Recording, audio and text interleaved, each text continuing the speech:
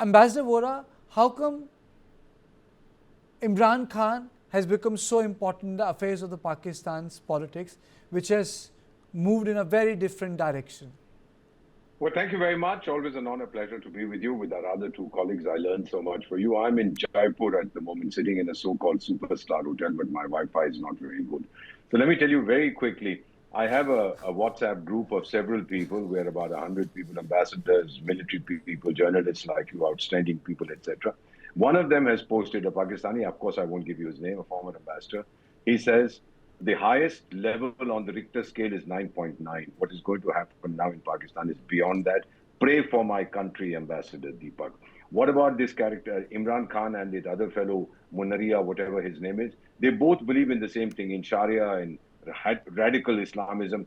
But the difference is, Munari is whatever the fellow's name, I forget. He's not popular at all, not even in the military. He's trying to grab all power to himself. Whereas Imran Khan is insanely popular, particularly among young people. So my own impression, sir, I may be wrong, I hope and pray, he is not alive, sir.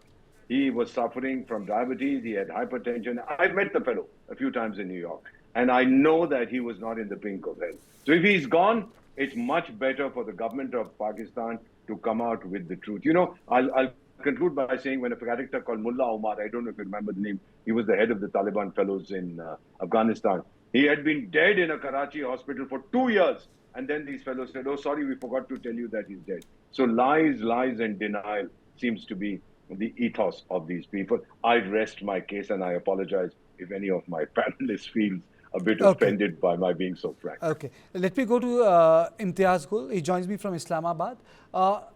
So how come there is so much of protest around Imran Khan? He has been in jail for more than 2.5 years, 840 days, as his son says.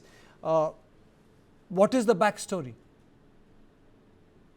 Well, I think everybody in the world knows, all those who know something about the politics of Pakistan, that Imran Khan remains looms large even today as the most popular leader, who was a global celebrity even before he became the prime minister.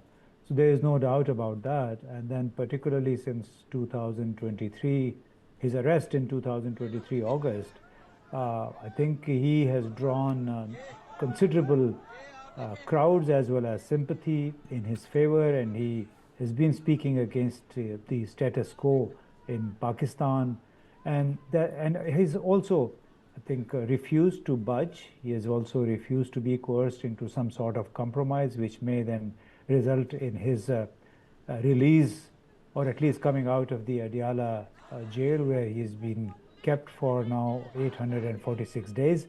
So he still is very much relevant to the Pakistani politics, and evidence in the fact that although a lot of people on television don't take his name, there's an unofficial ban on that, but still most of the conversation revolves around or centers on this Imran Khan and his party, PTI. So he's very much in the news, and is consuming much more time than anybody else in the opposition together. So the reality is Imran Khan is still relevant. Yes, there's been a lack of transparency about his well-being. And I personally think that this is a systematic way of breaking his resolve through solitary confinement. We understand that he has been now in solitary confinement for over 6 weeks without any access to the lawyers or to the families for meeting with him. That's why this entire issue then creates doubts among the people as to what might have happened, if at all, God forbid, that the authorities are not sharing with public. Absolutely. Mr. Mustikhan joins me from Washington. I'm not going to get into the issue of dead or alive. My question is political nature. Do you think that he can be a force against the establishment? He used to be the army's poster boy, and the amendments that have taken place in Pakistan has actually even more firmly institutionalized the role of the Pakistani army in a lot of civilian ambits, which belongs to the politicians, but they have given up. Yes, thank you. Namaskar. Namaskar. As we know that Pakistan has been controlled by the United States for many long years now.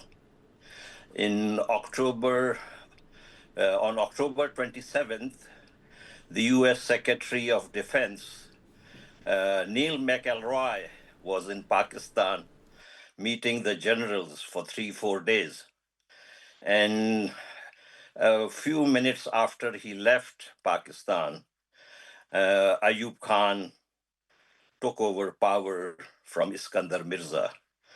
The thing was, Iskandar Mirza's son was married to the ambassador's daughter, and Iskandar Mirza thought that he has his strong perch, but the Americans decided in favor of Ayub Khan.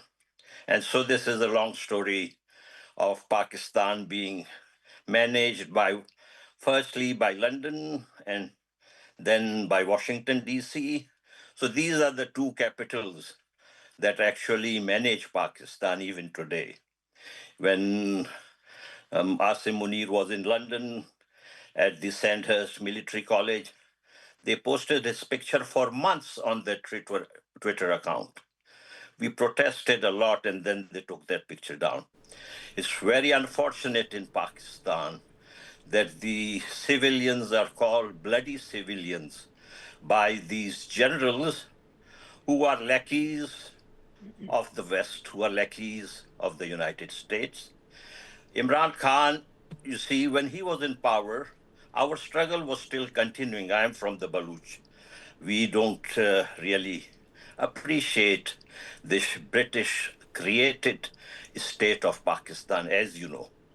We were against this partition of India from the get go, and you saw what kind of nonsensical view this Asim Munir, who's a psychopath, he's a general versed in the country's history.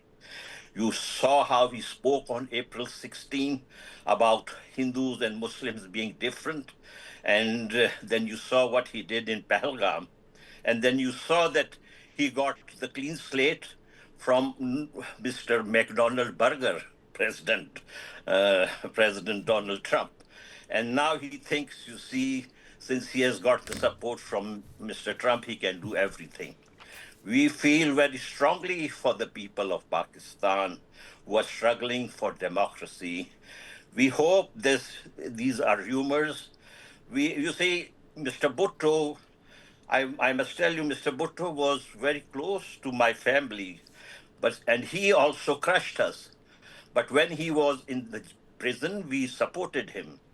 And so we stand today with the democracy loving people of Pakistan. There, Imran Khan's sister, I believe, is just like my own sister. In fact, they dress even like my own sisters. They have a common resonance with the people of Pakistan. Asim Munir represents no one other than himself, whereas Imran Khan is the popular leader of Okay. 80% of the country. Okay.